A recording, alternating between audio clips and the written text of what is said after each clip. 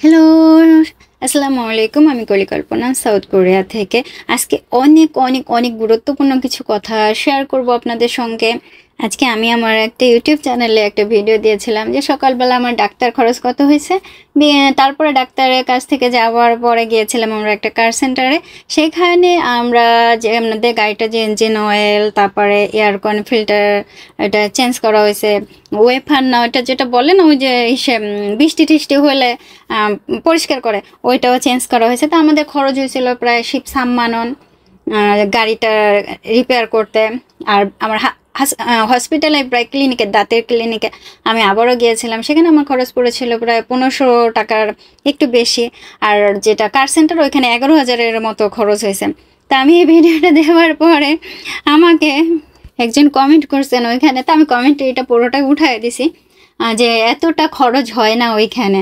তো খরচ আসলে কোরিয়াতে খরচ কেমন হয় অনেকে জানতে চেয়েছিলেন, খরচ কেমন হয়।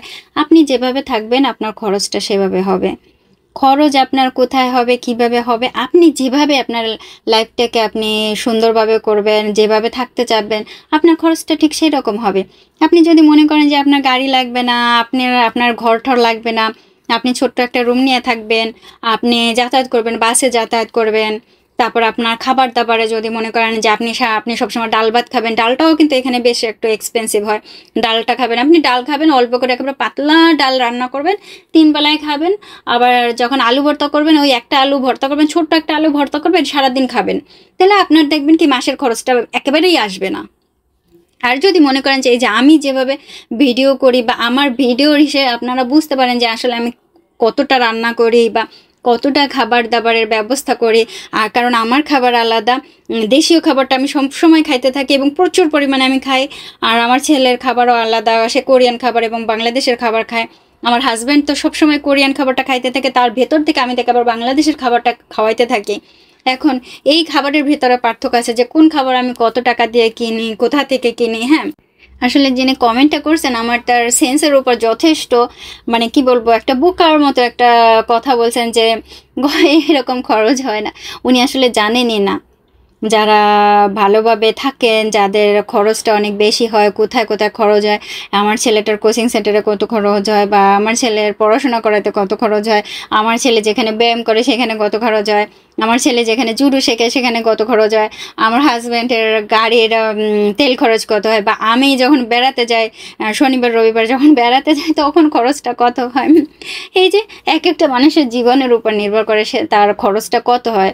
আর যারা একেবারে খরচ করতে পারে না তারাই বলবে যে কারা খরচ করে না, ঘর থেকে নড়ে না, সারাদিন তাদের মতো করে একেবারে পানি দিয়ে ভাত খায়, শুধুমাত্র চালটা কেনে। চালটাও কিন্তু কোরিয়াতে বেশ এক্সপেন্সিভ। আপনি যদি মনে করেন যে আপনি কোরিয়াতে সবসময় 20 কেজির একটা প্যাকেট পাওয়া যায়, তারপরে 5 কেজি পাওয়া যায়, 10 কেজি পাওয়া যায় চালগুলো, তা আপনি লুজও কিনতে পারেন। আপনি একেবারে খোলা বাজারে গেলে আপনি কেজি বা হাফ কেজিও আপনি লুজ করে কিনতে পারেন চাল।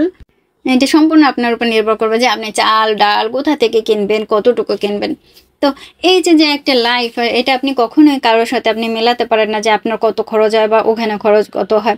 আমি সবসময় চেষ্টা করি যে একটু ভালো খাবারের জন্য করার জন্য, কিন্তু আমার সবসময় মনে থাকে যে আমার খাবার যেন নষ্ট না হয়, অবশ্যই যেন নষ্ট না হয়, যে একটা খাবারও নষ্ট করবেন। আপনারা প্রায় ভিডিওতে দেখবেন যে ভাতটা যখন পরে টেবিলে, সেটাও আমি বা পচা যখন খাই এটা কাঁচাই খাই, আপনাদের দুলাভাইও খায়। মানে ভাতটা যেন ফেলানো না যায়, কারণ এত এত দাম। এবং বাংলাদেশ বলেন বা বিশ্বের অনেক অনেক দেশে অনেকেই খাবার পান না।